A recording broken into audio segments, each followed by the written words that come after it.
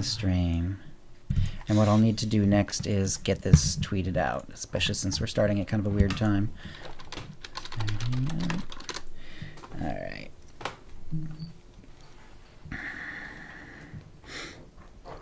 Hey everyone, I just need a moment while I get this tweeted out, but we are starting up. This is episode 343, September 20th of 2018. Guest will be Marcus from Working Class Nerds, and we'll get this going soon. This is the raw version of the show, and then the episode will be edited for audio podcast, and will go out tomorrow that way. And it will also show up on YouTube, both live and then later on as a recorded event.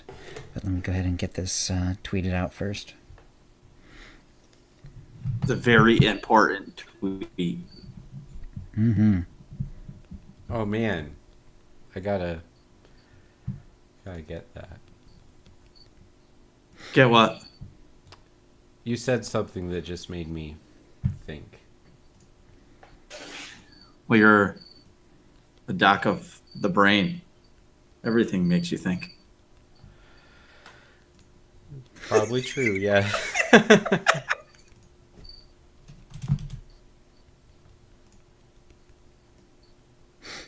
Okay.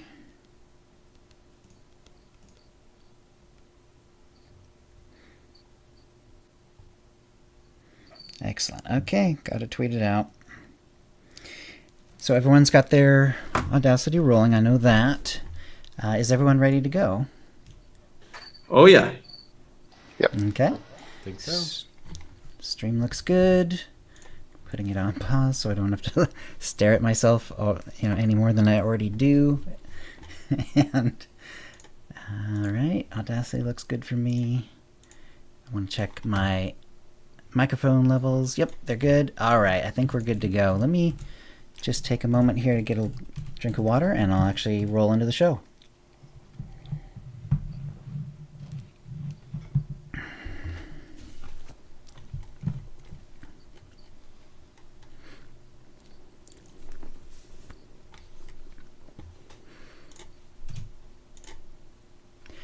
Hi, and welcome to the OotiniCast, the podcast that has outrun Imperial starships.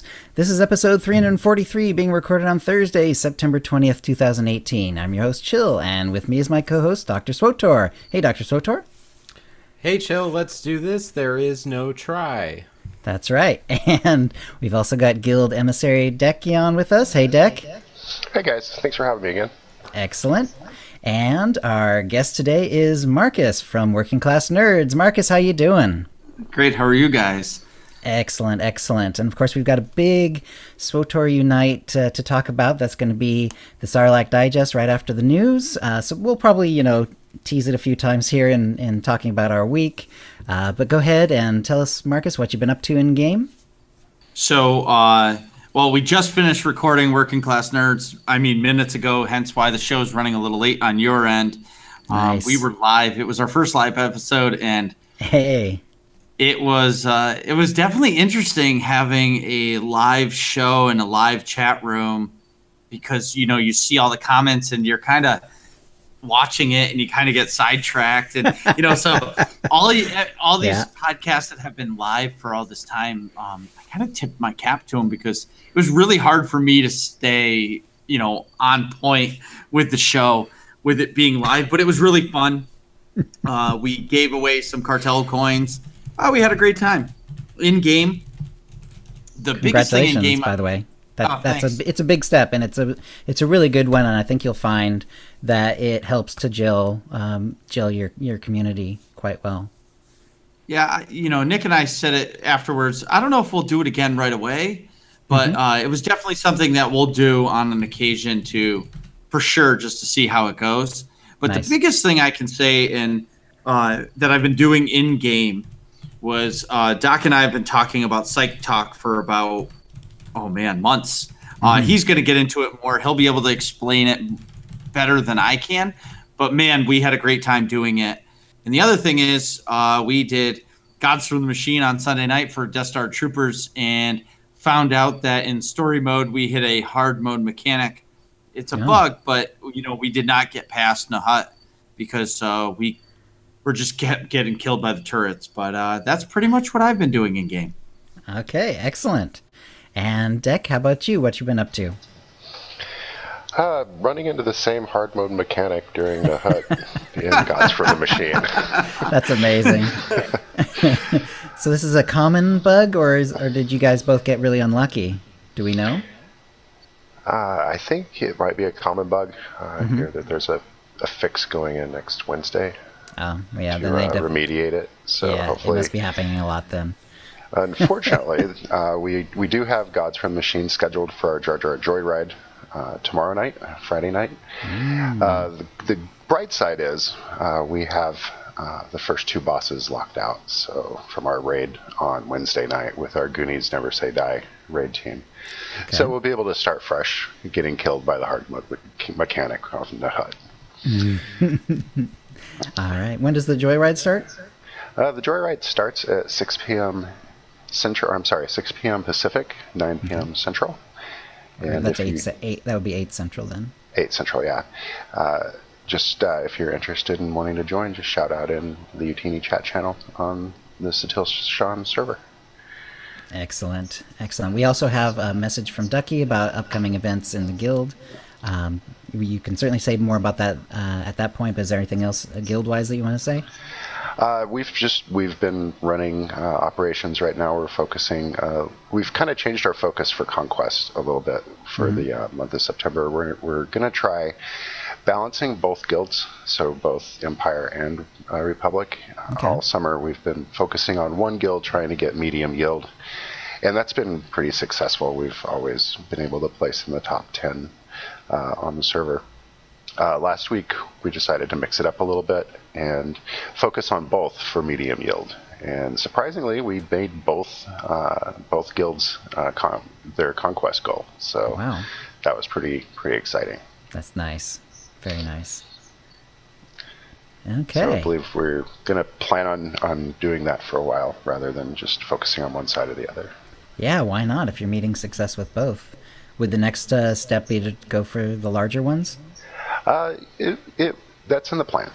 So, looking forward, when I think we're comfortable getting medium yield, and we're usually obtaining, 800, 900,000 points consistently every week. So, just a few more active members, and we can definitely get that raised. Very nice. Very nice. All right. Dr. SWTOR, what have you been up to? This has probably been the most busy SWTOR week I've had, at least in years. So I probably am going to miss some things.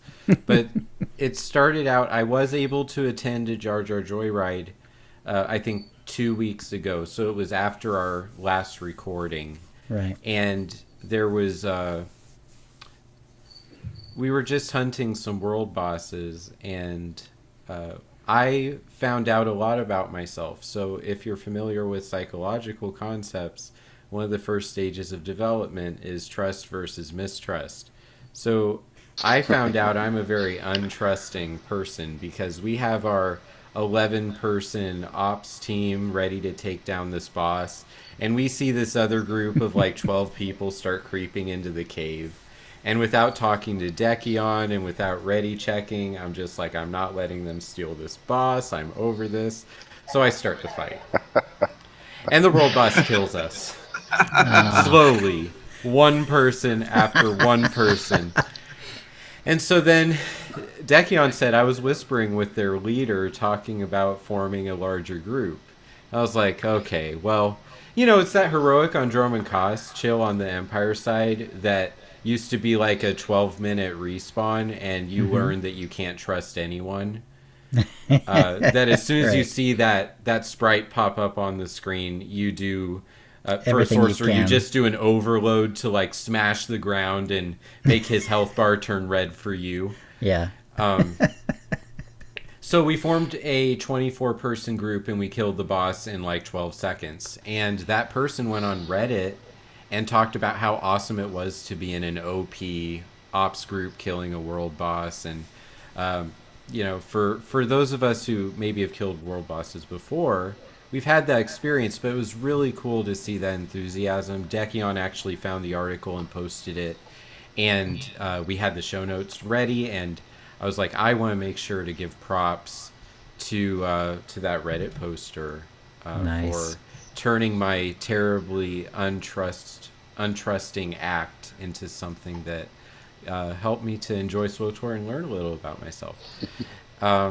Also, Marcus and I were Hang on a able second. to... Deck, I think I'm catching... Can you turn your mic off? I'm catching some feedback. Thank you.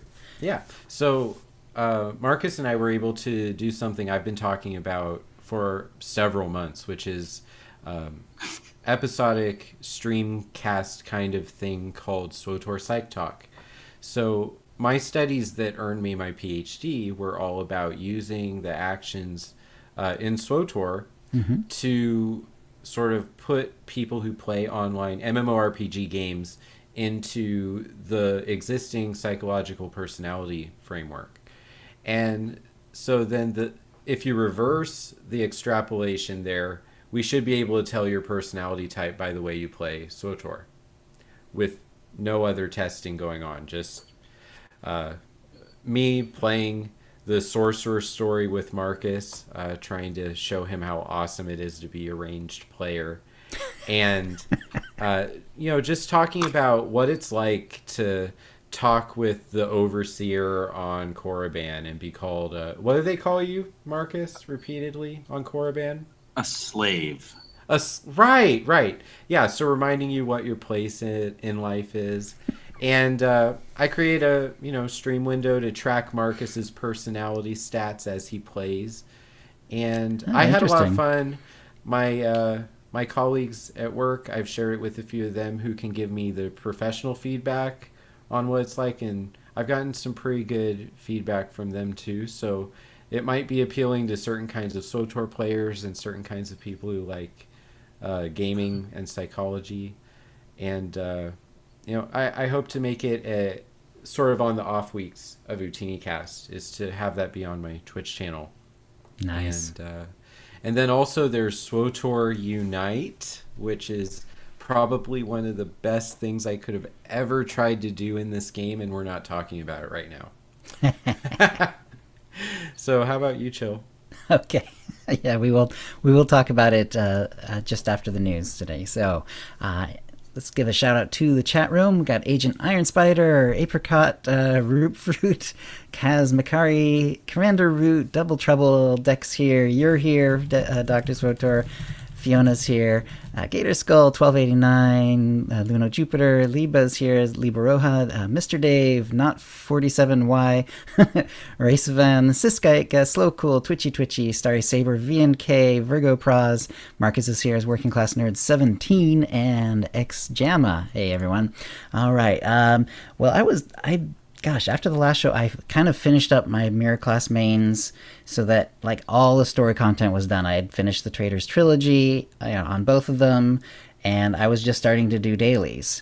And then along came SWTOR Unite, and because I knew that this was going to be something that was going to happen on another server that I had no characters on, so I just kicked everything over like an elephant knocking over bowling pins and started leveling a character on Starforge. This is essentially my first character on Starforge server. It turns out there were a couple of merged characters that had ended up on Starforge based on the names that they were given. I'm pretty sure that they were characters that I used like over the years to help like TO give out prizes that had been won on the show and stuff like that. Nothing I had actually leveled with. So no legacy. And it's quite a trip, and it's I'm actually kind of enjoying it. It feels very old-fashioned. Like it really harkens me back a lot to like that first year of SWTOR where you're like scrounging for credits and like travel's much harder, but there's also like certain things that are account unlocked or that have just changed in the game, like the fact that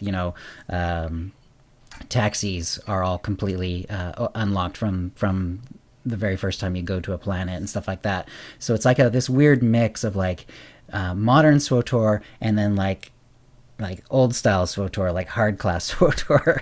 So the things that I noticed that are like quote unquote missing because I don't have them unlocked on Storeforge is, and this is number one, Rocket Boost. And I mention it a lot in my stream. I really miss Rocket Boost, man. And the problem is you have to have like Legacy, I think 5 or 10 even, for like just to get even the first bit of Rocket Boost.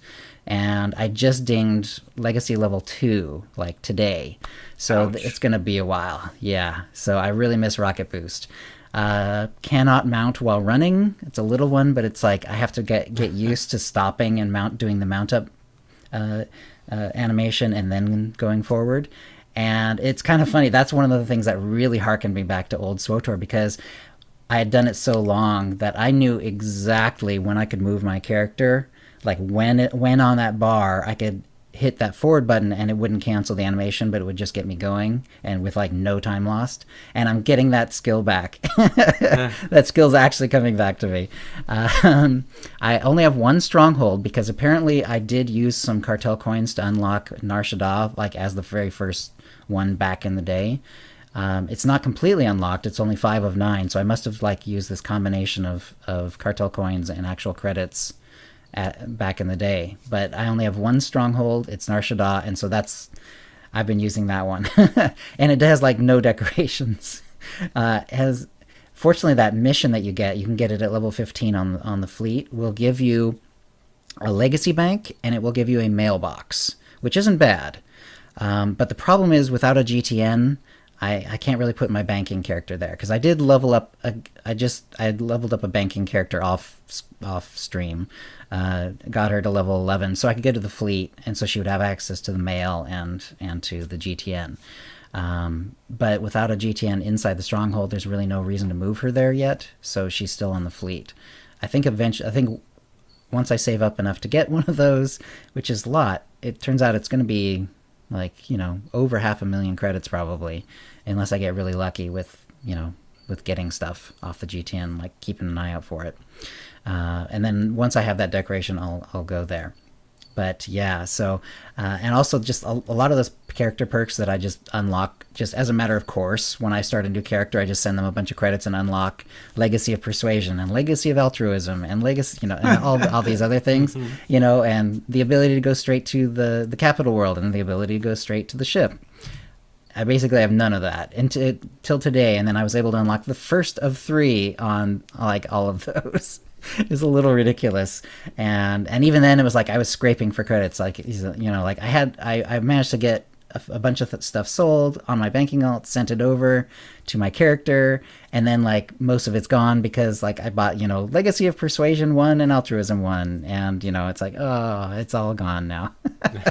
So yeah, it's a lot of fun. It's a lot of fun like doing this like the old fashioned way. It's like the hard class way. And I am in the AIE guild, which actually helps with experience a little bit, but also it's nice to be a little social. I did level up a little bit on the first day with one of the people from the guild. Name starts with an S, but I'm sorry I didn't write it down, so I can't remember the full name, but he was very nice. He actually gave me like a hat to make a uniform, or an outfit later on, but I don't really I haven't done that one yet. And what else? After the stronghold, I don't have any decorations. Then so I use the stronghold as like the sneaky shortcut to get to my ship now, because as long as you're a subscriber, if you have a stronghold, you go to the stronghold, which you can do right away. When you exit, one of the options is either go to the fleet or go to your ship. So that's like the sneaky way to do that, because I can't even unlock the go to my personal starship one. So how do I do it? I go to my stronghold, then I can go to the ship. But when I go to the ship, it's very disappointing because there's nothing there but a personal storage box. There's no mailbox, there's no GTN, there's no legacy storage, there's nothing else. There's none of those are there. It's just the companions that I've gotten, and which it was really sad. Like at the first, there was no companions except the droid, and personal storage. Like you go back there and it's like you look around. It's like, it's empty. There's like a legacy storage on one wall, and that's it. It's like, there's no repair droid. So sad. I really miss actually, it turns out I really miss like the mailbox on the personal ship, because it just turns out that there's tons of times when I would love to just throw things out to my banking alt or whatever, or pick up stuff. And yeah, can't do it. And I can't, and also I cannot unlock the field repair droid or the field mail droid for several more legacy levels as well. Not even the first bit of it. So I have no field repair droid either. Yikes! All these stuff that I just completely used to. Just give them at level 1. Just give the character all of that. Instead, I'm dealing with none of that. So I have no datacrons. That's also interesting. I feel a lot weaker. Less endurance, less presence, so Kaleo's doing less damage, and because I'm essentially leveling up my main, the class I've been doing as a main, which is lethality agent / whatever the version of Scoundrel. I'm doing the same class just so I don't have to think about learning a new spec for this. For SWTOR Unite. But no datacron. So I'm picking up a few here and there, the ones that are easy to get to and that I know how to get to them and blah, blah, blah. So I have a few now, but I have very few of them. And also low presence overall, because you get this nice big presence boost, like when you finish class stories and blah, blah, blah, as well as the datacrons. So that's another reason why Kaleo is like a lot less effective than she would be otherwise. Yeah, so I'm going through all this because of what will be the subject of today's Sarlacc Digest, SWTOR Unite, but I'm actually enjoying the process. Unfortunately, I do have some time to do this. I'm going to have to get a character all the way up to 70 and then geared up well enough to hit an operation, which is another hint. But we'll talk more about that later. I can say... There you go. I'm sorry. I just have to say I am enjoying watching your stream because the other night I was watching your stream and you were like, man, I only have 40,000 credits or something. Like, I can't even do this. And, the struggle is real for you right now. And that's what's making it so enjoying. I enjoy it so much to watch it because, you don't have all those things that you've gotten used to having. Because you level a tune and you're like, oh, I already have this and I already have this. And, oh, I need a little bit of money. I'll just mail myself it. So to see you have these real world struggles, it actually makes the stream more enjoyable to watch because, you're like, man, I don't have this. Oh, I could quick travel, but I have a 5-minute wait for this to be able to use the quick travel again. Right. The quick travel is a 6-minute cooldown. Yeah. Right. So you had 1 minute and 44 seconds. You're like, okay, do I wait 1:44 or should I just run back? I think I can beat 1:44 by running back. And I'm laughing because, we all take for granted the quick travel. Yeah. It was great. Yeah, thanks, man. Yeah, it's been very interesting. I forgot to add that one to the list. That's actually a good one. It's funny how often that comes into play. It seems like such a short cooldown, but there's a lot of times where you use, like, you need to go talk to someone, so you use the quick travel, you do the talk that only takes like 2 minutes, but then you got to go somewhere else, and a lot of times I end up running and grabbing a taxi or whatever. So yeah, sorry, go ahead. Oh, the other thing about the credit squeeze is that I'm realizing, like, with the crew missions, I'm trying to level up one of them first, but it's really hard to do that. Like, I got one up to like the rank 7s and rank 8s now, but they get up to that point, and I can't send my character enough credits to kind of keep ahead of that. So I'm actually going back and like leveling up the other 2 crew missions just because they're cheaper, just because I don't have the credits to do like 3,000 or 4,000 for a 10-minute mission, that sort of thing. So it's a little nutty. And it's also fun trying to find out, like, okay, which is the most valuable to do. Like, do I actually do the slicing lockboxes? Well, it turns out they're kind of credit neutral at the lower levels, unless I crit, but I don't have a lot of influence. So maybe I do the slicing tech and then send that to my banking alt to sell. So yeah, it's definitely kept me on my toes. So I'm enjoying it a lot. When I was watching one of the more recent days, you were talking for a few minutes about selling different items you picked up and also the crafting mats. And I know that there are people who play that way, but I'm not one of them. So hearing someone talk me through in your audience the process of, I'm broke, I have like 32,000 credits, and I might be able to get like 2,000 credits off of this item. Right. And it's like I totally would just, sell that to Stato in my stronghold, like without thinking about how, like, I could get like 700 credits right now for it, but I could probably get 2,000 because someone needs it for their outfit. Right. And so it's just really cool to watch you have a struggle. I think that I totally bypassed that whole thing when I came over to the Satil Shan. I transferred a tune and got my Legacy 50 after about 4 weeks. I did stick it out for 4 weeks, and I didn't have Rocket Boost yet. Right. And it's just cool. It's really neat to see what the game was, just a little bit. I mean, it's not truly what it was, because... Yeah, it's a mix. Yeah, like, you get to level 20 pretty fast still, and level 20 was a big deal way back when. Like, lots of playing and all the side quests that you would need to do, too, just to be on level. So that's still missing. But, the rocket boots are a good reminder that, like, you're not owed anything. Yeah. That's right. Yeah. Like today, the one of my big like learning moments was the 3 crew skills I have on this character are bioanalysis, slicing, and treasure hunting. And I chose them. Well, I was either going to do scavenging or bio. And I kind of looked at the GTN first, and it just seemed like the bioanalysis stuff mats tended to sell a little better, a little higher. So I went with that. I kind of figured they were going to be about similar, but I just went with that one. I could have taken scavenging as well, of course, but I decided to go with slicing because I knew that even if I was low, I could do a box, and even if I wasn't making credits, at least it'd be credit neutral, and it'd be a way to level up, in a credit neutral way. And then the treasure hunting, I kind of knew from experience that at least once you get to level 10, the stuff that you get out of the boxes is usually slightly more valuable than the amount you're paying. And then when you're getting crits, it's a lot more valuable. So I knew that would be another reasonable way to go. It turns out like the ones along the way, not so much. Like you can send out someone on an 1100 credit lockbox at around 3 or 4, and it'll give you back a piece of armor that's like 300, and it's like, ooh, okay, well, I just lost 800 on this deal, that sort of thing. Yeah.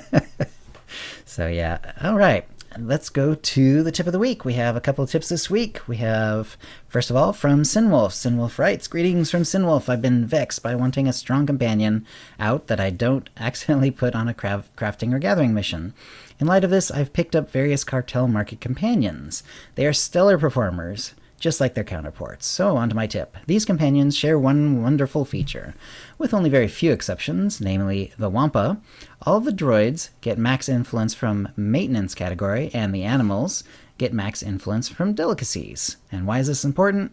Well, you can get each of the rank 5 of each rarity in a 1-for-1 trade for the Jawa junk. In other words, he's talking about the green, the blue, and the purple Jawa junk that you often get from the CXP boxes. And we all know we get tons of Jawa junk, so it has a good use. Enjoy your easy influence 50s. Nice.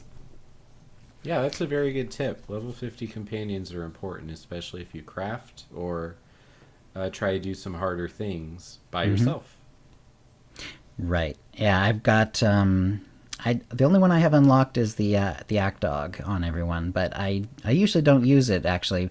You can't use the animals for crew missions, so if it's not at your side fighting, it's just sitting, doing nothing. So, yeah. But it's still a cool companion, though. It's still very cool.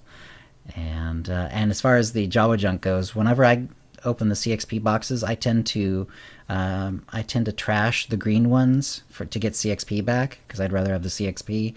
And then the blue and the purple, it's roughly the same amount per point, per blue or purple. So it's like it's not really worth trashing. So I just hold on to those, and they just kind of build up. Yeah. All right, and the second tip is from Anu, aka Ducky, and Ducky will also come up later, because Ducky has some information on an upcoming guild event. Starting this off with the tip of the week, we've all done the grind for increasing companion influence. Could it be more boring? Recently on a crafter, I wanted to get another couple of companions to rank 50, and sent out other companions on either gathering missions or crafting the subcomponents while I kept clicking on the companion gifts. Still tedious, but for those who plan to get multiple companions to rank 50, consider unlocking the perks for companion gifts, both in percentage increase per gift and the percentage cast time decrease per gift. I unlocked rank 2 for decreasing time for a cumulative 40%, going from a cast time of 3 seconds to 1.8. Doesn't seem like a lot, but the global cooldown would clear just long enough for me to recognize it before hitting it again. Coupled with the amount increased, I ranked up 3 companions from 1 to 50 while grinding out subs for MK augment kits. Wow. Yeah, that takes a long time, even with those boosts, and I do recommend those boosts as well. In fact, on the new character, I'm decidedly recognizing like how much like less influence I'm getting from the talks and then from the gifts as well. And I always do the gift speed last. Like I only do that when I'm ready to do a bunch of gifts on a character, and usually like past level 50, usually like level 70. And then one tip suggested by Marcus, actually, who it turns out I had not thought about this for a long time, but if it's like anything else in the game, if you haven't come across it, you don't know it. So if you go to the character screen and then go to your companion tab, it'll show the gear the companion has on. Companions are no longer affected by the stats on that gear, but they do, with certain rare exceptions like the droids. They have their looks changed by changing their armor. So I put Kaleo in a cool street look, which is the Canderous Ordo outfit, instead of her gray long coat. And Marcus was very impressed. Oh my God, yeah, I remember that. I was like, wait a minute. This is the same day you were like, all right, I have 1 minute and 44 seconds to be able to use my quick travel. Let me dress up Cleo. And I was like, wait a minute, you can do that? And you were like, yeah. I was blown away by it. Yeah. And it's funny because you do see a lot of people just keep the bog standard equipment on companions and they all just kind of look the same.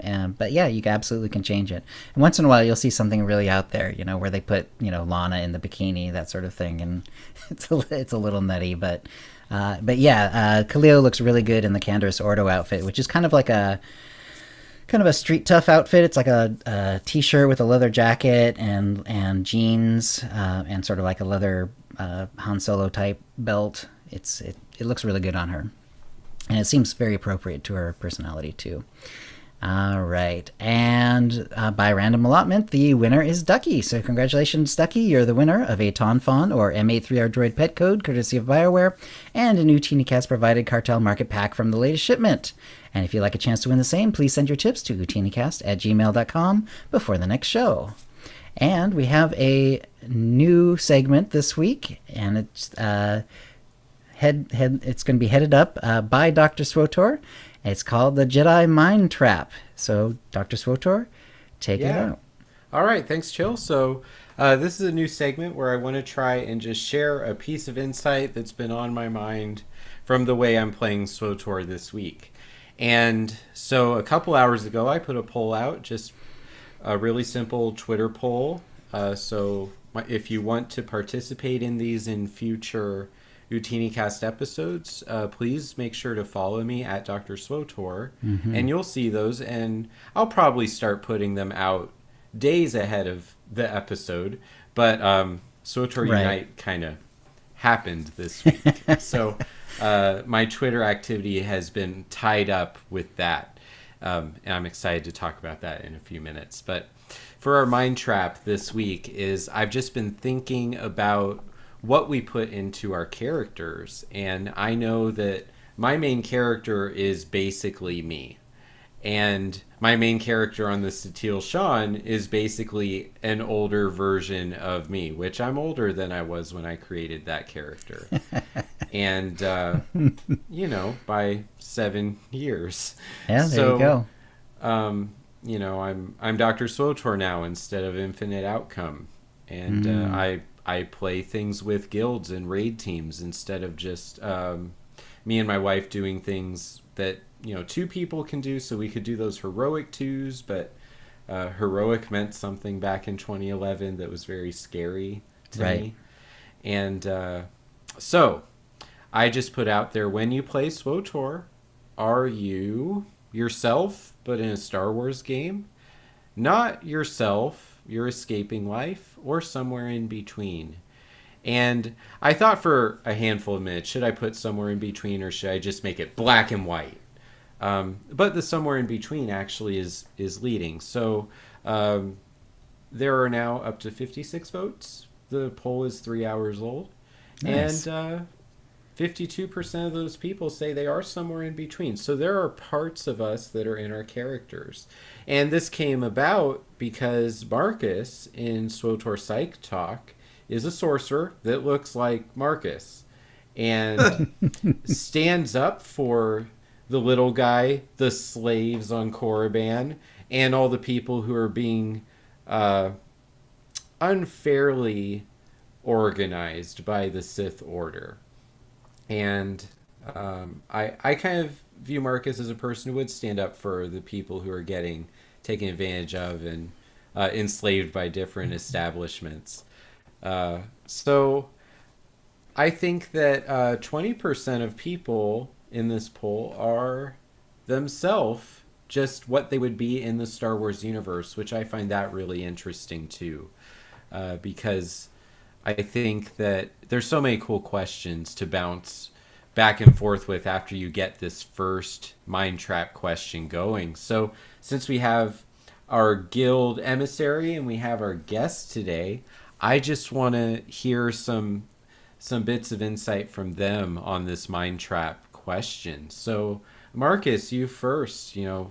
Yourself been a Star Wars game, not real life you're escaping life, or somewhere in between?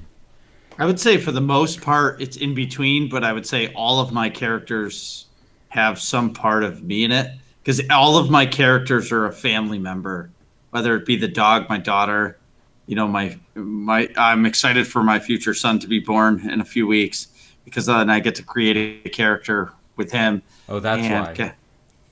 So yeah, I guess all of my characters have a little bit of me in it. Okay, and Dekion, where do you fall on this? Like when you're creating a character, what's your drive? I would have to say that there's always going to be a part of me in a character that I do create, and that includes the way that I play the game as well. Okay, and Chill, I really enjoy your streams because I think we see some of this come out, but where do you fall on the question? Yeah, I'm actually having a hard time answering this. And by the way, I think anyone who sees one of his polls, if you could retweet it, because that always helps spread it, and he'll get more answers. Boy, I have different kinds of characters, for one thing. I have like cosplay characters, where they're like based on comic book characters and so on. And in those cases, that's clearly not me. That would be the me escaping life.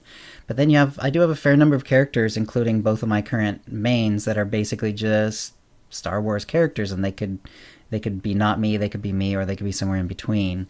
I think those tend to fall somewhere in between. But the ironic thing is, I could also answer the third one because for the SWTOR Unite one, because of the sort of character it is and what we're going to do with them, which again we're going to talk later on, it's basically.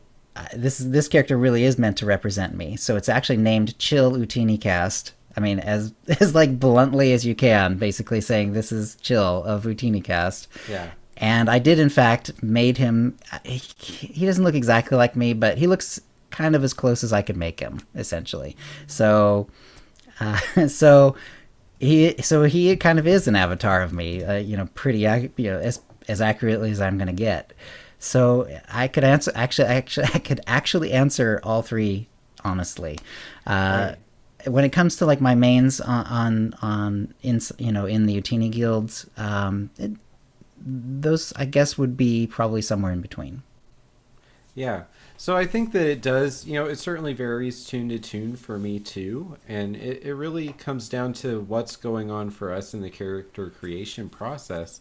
I think that when you have a library of tunes to choose from, we might even select which one we're going to play as based on the answer to this question. And also there is research that indicates that when we die, it actually impacts us emotionally at a greater level when we die versus Mario dying. Because Mario is not us. I've never woken up and thought, I'm Mario. So It's a me. right, he can fall off anything and burn and I'm fine. But Nahut made me really upset this week during 2 different raid nights because young version of me is dying over and over, old version of me is dying over and over. That was just on my mind. That's our first mind trap, and I think the turnout for this question, I'm floored. I think it's really cool. If there's anything that people are interested about to help me come up with future questions, I might not do it that same day, but I definitely have a spreadsheet. And I want each of these traps to build off of each other. So there's a couple different avenues for the research of MMORPG play. And so there might be different ladders that we construct with the questions, but I think it's really cool for us to start thinking about how we got to our characters. Nice. Excellent. All right. Well, I look forward to future Jedi Mind Traps. And as a reminder, it's at Dr SWTOR, and it's just Dr SWTOR on Twitter. And that's where he's going to put out these questions. I'm looking forward to more of those. Awesome. Thanks, Dr SWTOR. Yeah, no problem, Joe. That'll bring us to the holofeed, and let's see. Well, I did put up some information that was sort of covered over the last one. It's basically like updates that are on, they were putting on their testing sites and so on. Let's see. Let me look at the first one. That's kind of more new information here. Like there's an issue with the Manon stronghold, can't access the rooftop garden, and Eric mentioned that this is going to be addressed in 593. Companions in the Ilum open PvP zone, there's like they're no longer dismissed. And so that is also going to be addressed in 593. So a couple of little bugs coming up for 593. One thing that was sort of a bit of a blunt bit of news about a week ago, and that was seemingly out of the blue, but I'm sure they've been talking about this internally for a couple of weeks now, and that was the New York Cantina event was canceled. I'll go ahead and read it. As we review safety protocols for our events going forward, we've made the difficult decision to cancel the Star Wars The Old Republic Community Cantina event scheduled for October 8, 2018, so coming up in just a few weeks, in New York City. While we'll miss interacting with you in New York, we'll be taking the event online. We'll host a Community Cantina live stream event in October, and tune into this stream, and that'll be at twitch.tv/SWTOR for details we would have been sharing in New York regarding our Jedi Under Siege update. And that's the one that's coming up later this year. Well, they'll also have a dev team Q&A, giveaways, and more, and you should stay tuned for details on that live stream. So what this is regarding really is a couple of weekends ago, EA was hosting a live event in Florida, and there was a mass shooting there. So clearly that has gone through EA at all levels, and so BioWare included, and that's why the first sentence of this notice was, as we review safety protocols.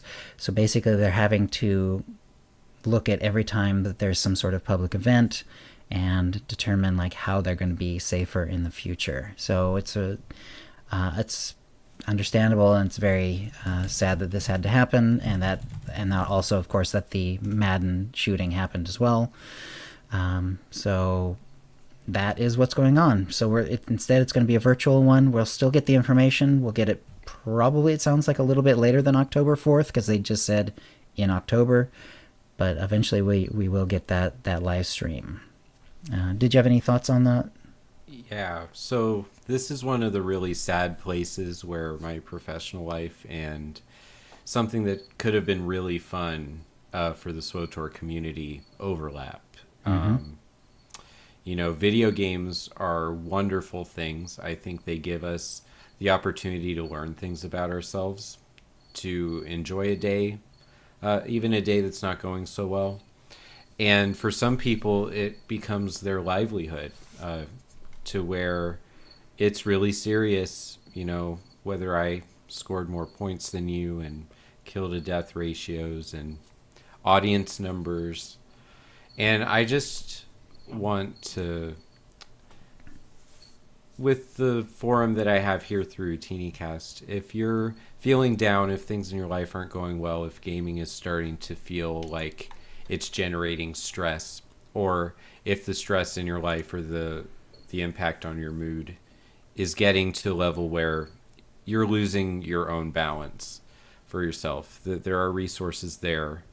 The stigma of mental health is something that needs to go away.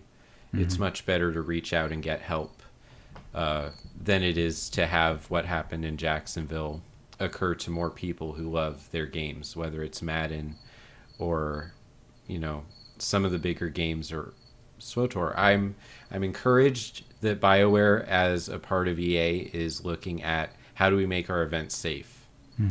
And I know we all like to think that this would not happen at SWTOR. This is a Madden thing.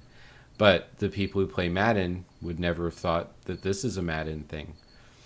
So, you know, the warning signs for knowing someone and seeing the change in their behavior, we're not all trained to do that. But sometimes it's really important to reach out and show someone that you are noticing them, that you care for them, and that there might be other paths. And maybe this can happen a couple fewer times every year. Thanks, Doc. Yeah. All right, and one other bit of information from SWTOR itself is the announcement that Game Update 593 is going to be going live next Wednesday, September 26th. And one other additional note of timing is that the Double XP event is going to take place, but not right when 593 drops. So 9/26 is 593, so that's this coming Wednesday. But then the Double XP event will start on the 2nd of October, and it'll go through the 9th. So it's like the Tuesday, I believe it's the Tuesday after that. Yes. Mark your calendars, everybody, and follow Chill on Twitch and watch his stream, because he'll be streaming his new main on Starforge that week like crazy. Big time, yeah. I'll hopefully be 70 by then, but I will be in dire need of gear. So yeah, I'm going to be taking advantage of the Double XP big time.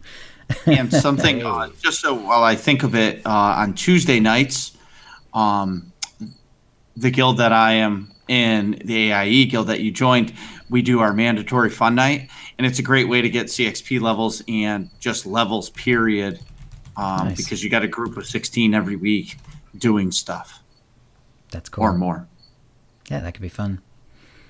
All right, and one sort of broad Star Wars news bit that we had was that Disney CEO Bob Iger admitted that the theatrical rollout of the Star Wars franchise may have been a little too much too fast, and that they're planning on kind of slowing down the rate at which Star Wars movies come out. They didn't say that they were making any immediate changes, so it's still going to be, you know, they still have the next few movies are still sort of set in terms of what their schedule is, but they are looking at slowing things down a little bit. A lot of people have said that there's quote unquote Star Wars fatigue, and maybe that's true. We do know that, you know, Solo was like the first Star Wars movie that did not make its budget back in the theater, and although eventually it'll be profitable, but you know, it wasn't in the theater, and that was sort of a big kind of turning point for Star Wars in some ways. So it looks like they are going to be slowing down the rate at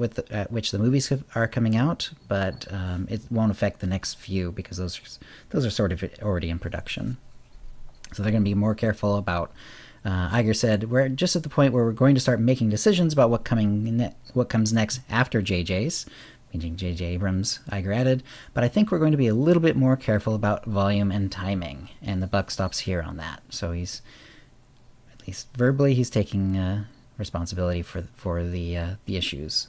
If do you guys have any thought on this? I mean, obviously, we're pretty much all big Star Wars fans. We're going to see all the movies that come out.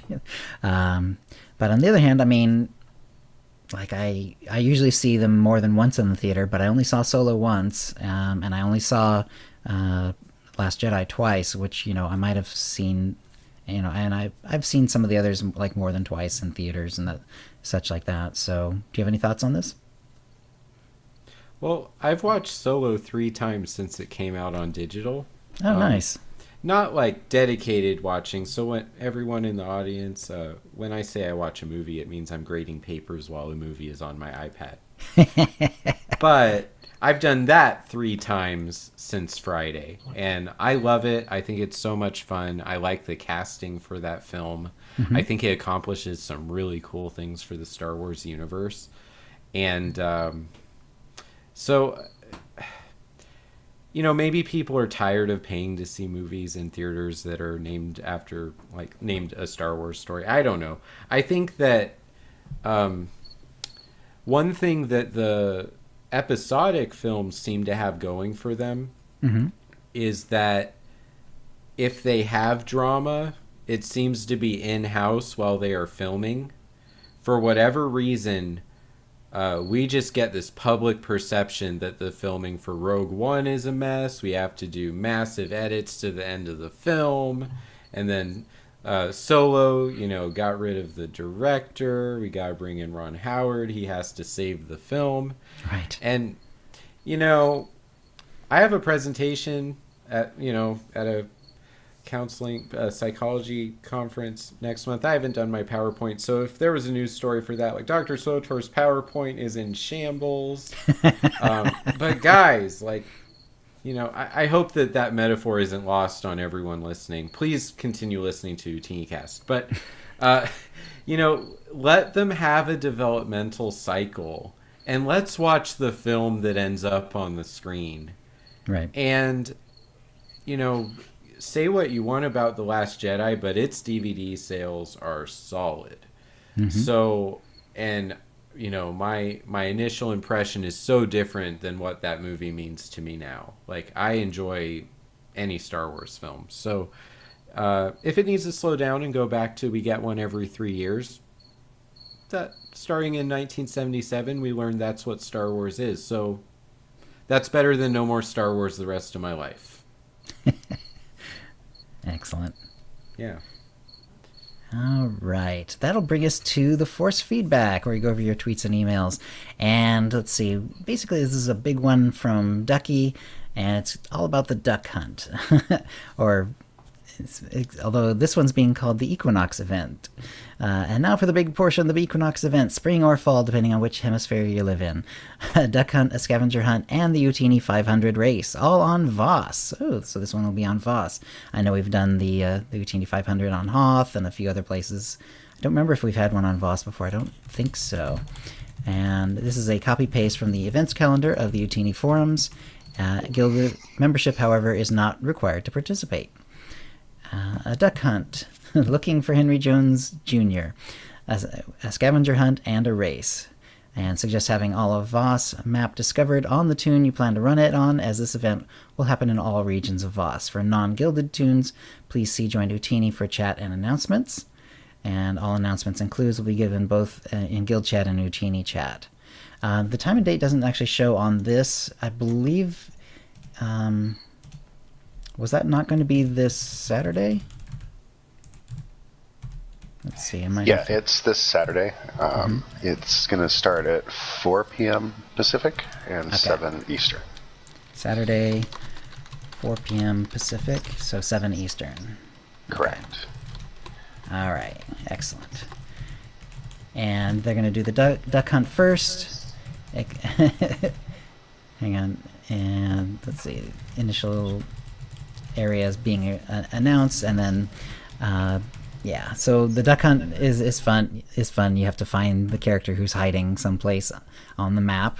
Once the hunt is completed, then the scavenger hunt will commence, and there'll be a 1-hour timer.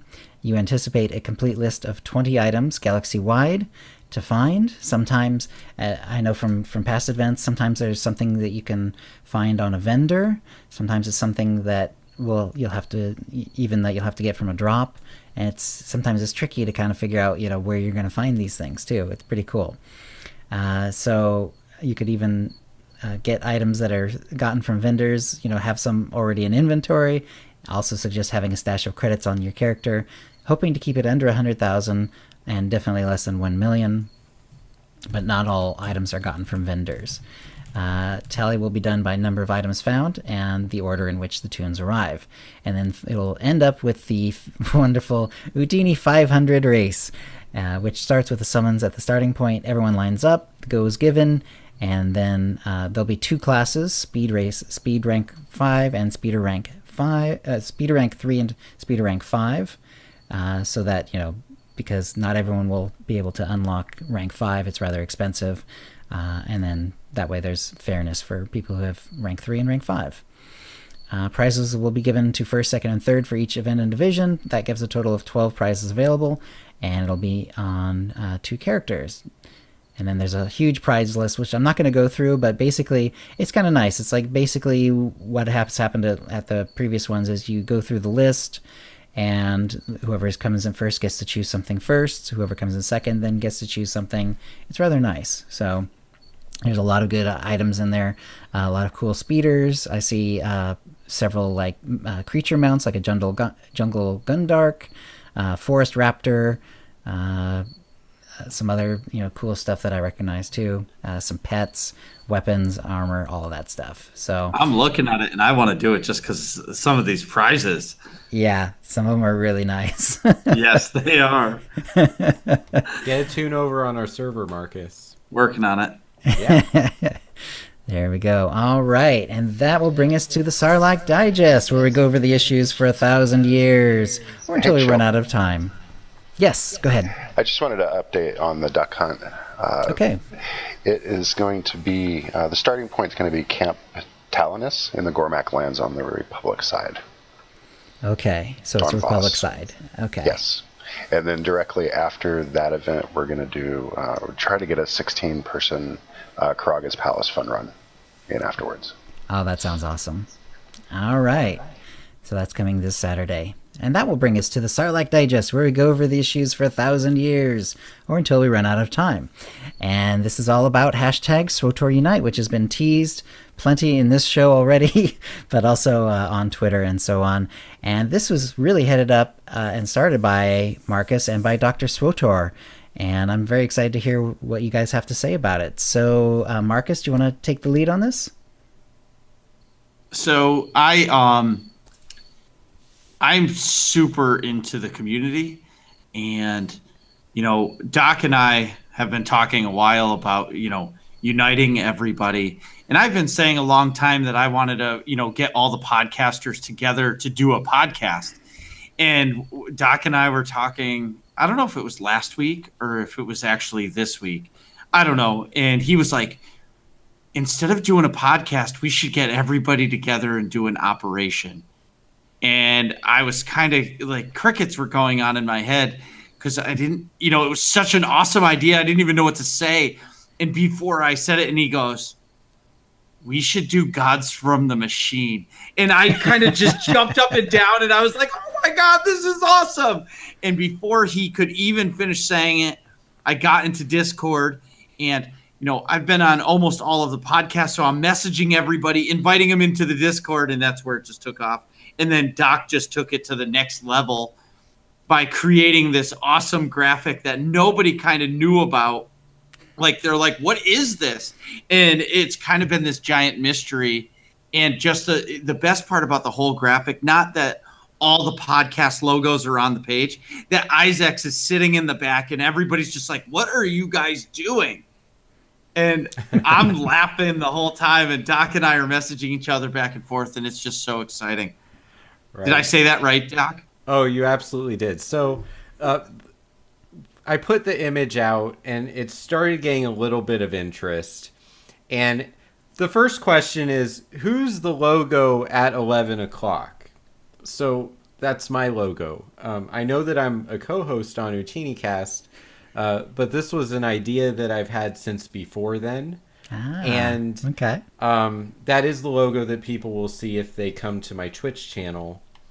And I really wanted to make sure. So Dr. SWTOR's image, Working Class Nerds, is at the top. And then it kind of goes around like in the kind of sphere of influence.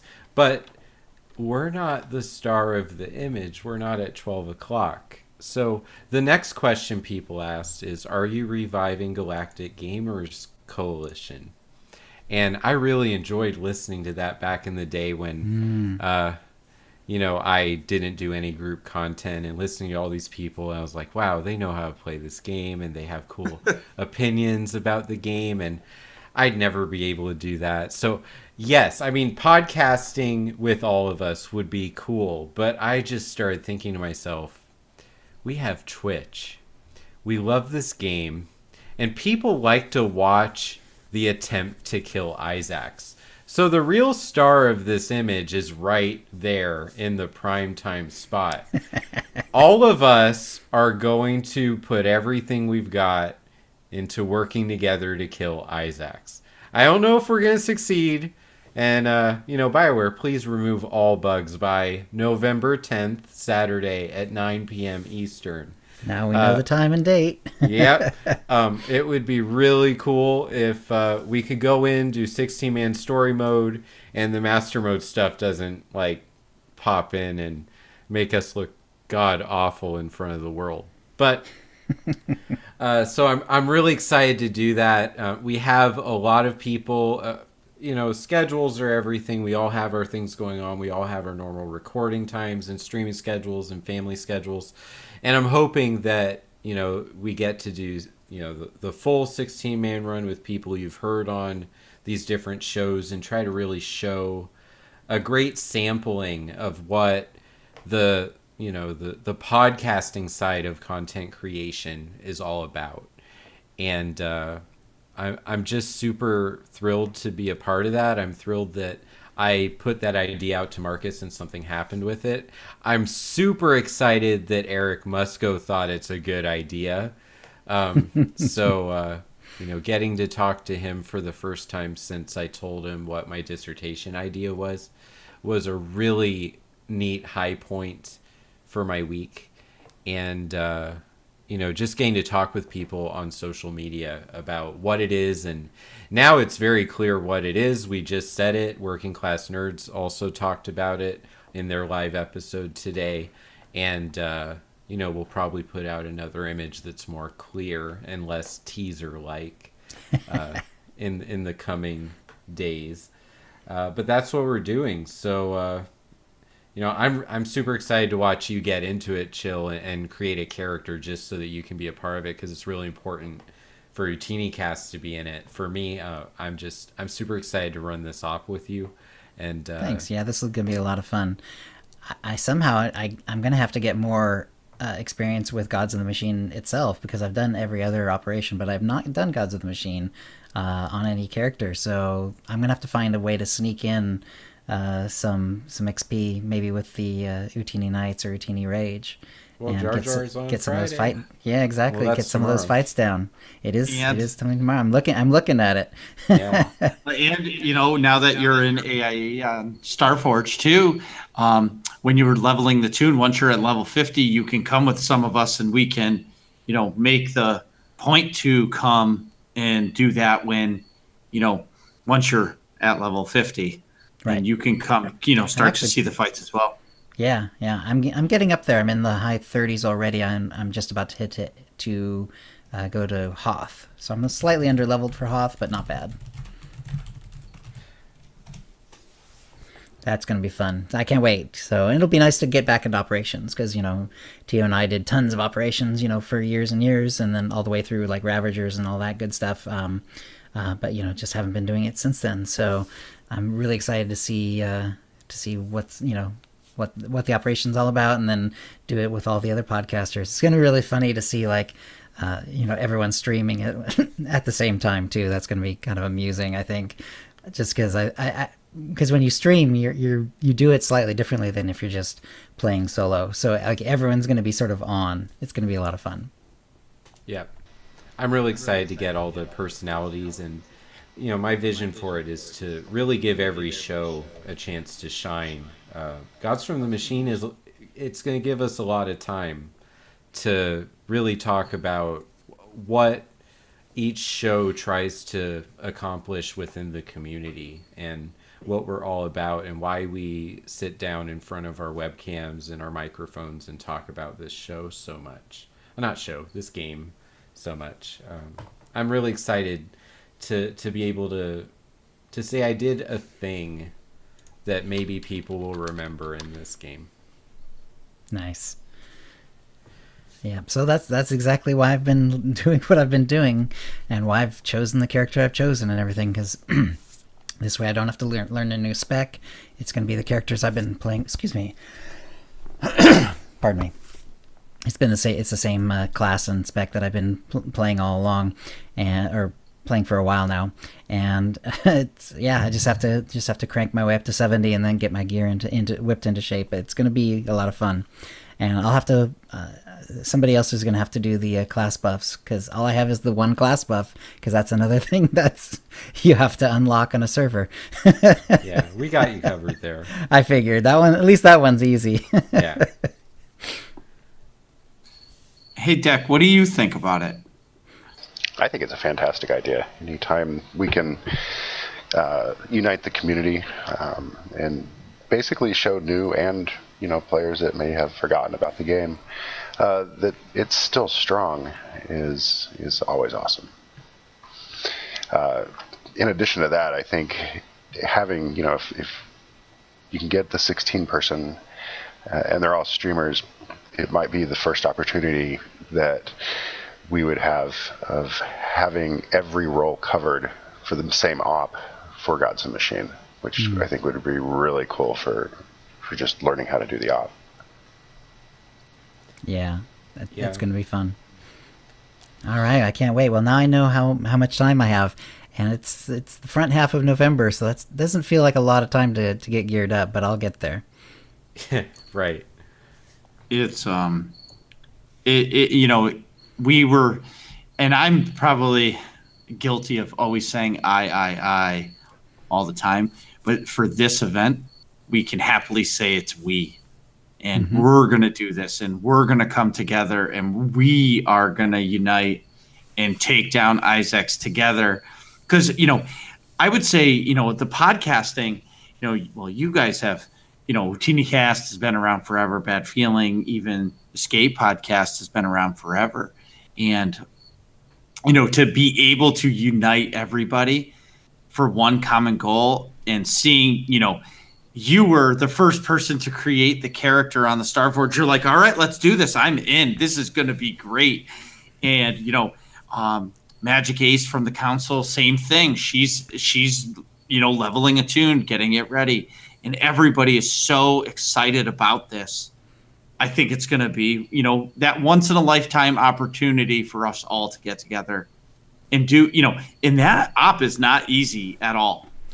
And, you might take advantage of it because, for myself, I take advantage of it because, Death Star Troopers has no problem until we run into the hard mode mechanic that we've never seen before. But, you run with these people all the time, so you have that chemistry. And we're going to be running with people that we don't normally run with, so they may tank it differently than we tank it, or they may do these mechanics differently. It's going to be tricky, and it's going to be fun.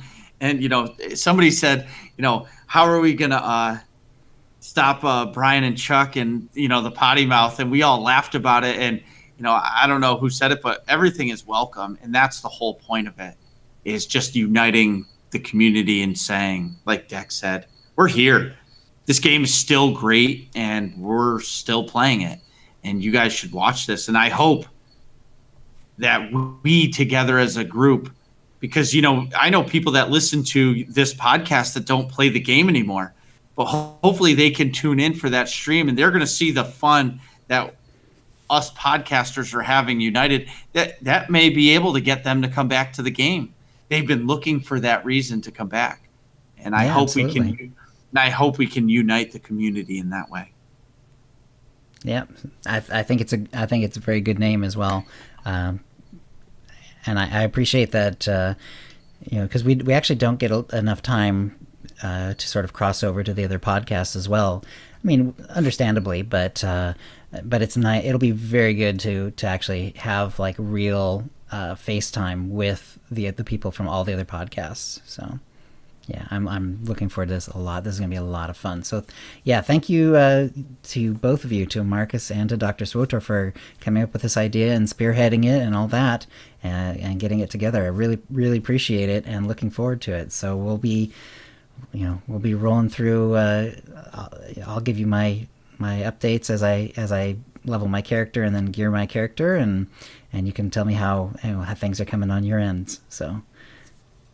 Yeah, and if we can pull this off once, who's to say when there's other pieces of content that we can't do it again, right? I mean, sure, yeah. Yeah, if people have an interest in watching a bunch of us who don't talk to each other in public too often try to accomplish something neat, then, there could be other challenges and tasks. Absolutely. Doc, when is it again? November 10th, 9 p.m. in Marcus's true time zone, the Eastern time. Yes. That's real world time. Uh-huh. And just for everyone, there's a time change in between now and then. So I actually switch closer, right? I end up being more mountain time that time of the year. So Arizona's weird. So, right. It's the one that doesn't change. Yeah. I didn't realize that until we set the time. Marcus and we sent a poll out to organize everyone, and I was like, "Oh man, this is 7 for me, not 6." So. All right. Is there anything else then? No, that does it. Chill. Awesome. Well, I can't wait. This is gonna be great. So, thanks again. All right, then, that's a show. If you'd like to play with us in the Utini Knights Guild on the Republic side of the City Hill Sean server, or in our Guild on the Empire side, do a /C join Utini to join the Utini channel. Then let us know you're a fan of the show. You can email questions and comments about the show to OotiniCast@gmail.com. Follow us on Twitter using @OotiniCast. You can find contact details for all of us on our website, OotiniCast.com, which includes how to subscribe to us using iTunes, Stitcher, and the rest. We record the show live bi-weekly on Thursdays, 6 p.m. Pacific. Go to OotiniCast.com/live to find out how to join in. Our theme song is Doomsday by Jean-Paul Zogby. And thank you to the chat room, and thank you to Marcus. Thank you. And we'll see you next time. All right, see you, everyone. Bye, everybody. All right, thanks for listening, everyone. We'll be stopping the stream now. You guys take care, and now we're going to have to all get ready for SWTOR Unite. Looking forward to it, and thanks for coming to the show. Catch you next time. Bye-bye.